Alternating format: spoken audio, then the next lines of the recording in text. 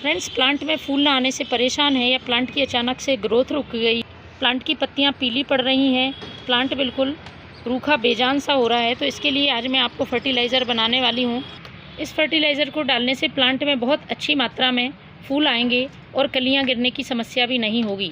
यदि पत्तियाँ पीली पड़ रही होंगी तो वह भी पीली पड़ना बंद हो जाएंगी और प्लांट बहुत तेज़ी से ग्रोथ करेगा।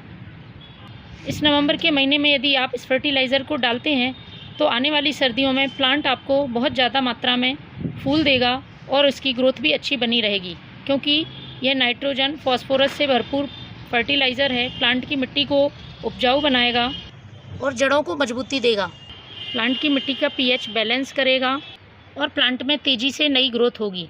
क्योंकि यदि आप नवंबर के महीने में प्लांट की ठीक तरह से देखभाल नहीं करते हैं तो आने वाली सर्दियों में प्लांट अच्छी तरह से फूल नहीं देगा और उसकी ग्रोथ भी रुक जाएगी। इसलिए ज़रूरी है आपको प्लांट में पोषक तत्वों से भरपूर फर्टिलाइज़र देने की। इसके पहले आपको ध्यान रखना है 2 से 3 बातें।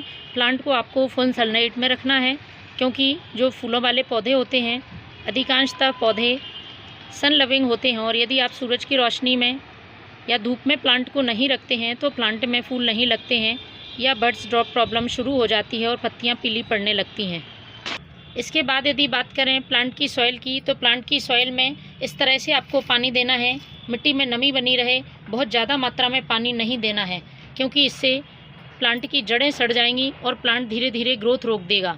यदि प्लांट में किसी तरह के फंगस है या फिर इंसेक्ट हैं तो आपको नीम ऑयल का एक बार स्प्रे ज़रूर करना है, जिससे कि पत्तियों में किसी तरह के इंसेक्ट ना लगें और प्लांट स्वस्थ रहे। क्योंकि यदि प्लांट में किसी तरह की डिसीज़ होगी तो फिर प्लांट में आप किसी भी तरह के फर्टिलाइज़र को यूज़ करेंगे, प्लांट ग्रोथ नहीं करेगा, ना ही उसमें फूल आएंगे।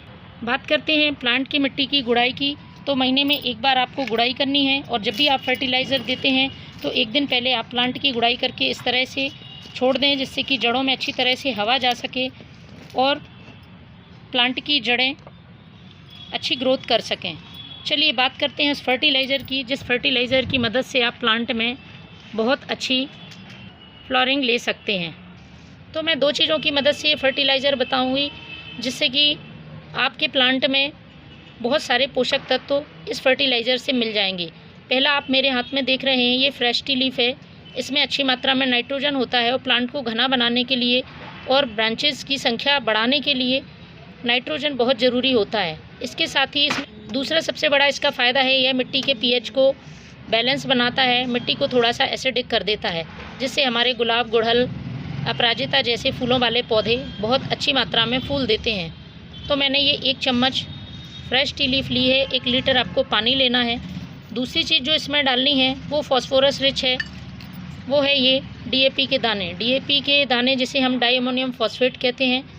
इसमें कुछ मात्रा में नाइट्रोजन पाया जाता है और अच्छी मात्रा में फॉस्फोरस होता है। फॉस्फोरस प्लांट की जड़ों के विकास के लिए, प्लांट की इम्यूनिटी के लिए और प्लांट में फूल लाने के लिए बहुत ज़रूरी तत्व है। तो आपको इसका यूज़ महीने में एक बार ज़रूर करना चाहिए। इसके ज़्यादा मात्रा को यूज़ नहीं करना है, सिर्फ 4 से 5 दाने ही हमारे प्लांट के लिए पर्याप्त होते हैं। तो मैं इस 1 लीटर पानी में 8 से 10 दाने डीएपी के डालूँगी। इसके बाद हमें इसे 1 दिन के लिए ढककर रख देना है। 1 दिन बाद कुछ इस तरह से आपको ये फर्टिलाइज़र तैयार मिलेगा। इसको हम छान लेते हैं। इसको छानने के बाद इसमें जितनी मात्रा आपने फर्टिलाइज़र लिया है उतनी ही मात्रा में आपको सादा पानी मिलाना है। तो इस तरह से ये फर्टिलाइज़र हमारा तैयार है। इसको आपको प्लांट की सॉइल में महीने में एक बार डालना है, पॉट की साइज़ के हिसाब से। तो फ्रेंड्स, आप भी इस फर्टिलाइज़र को बनाएं। Thank you.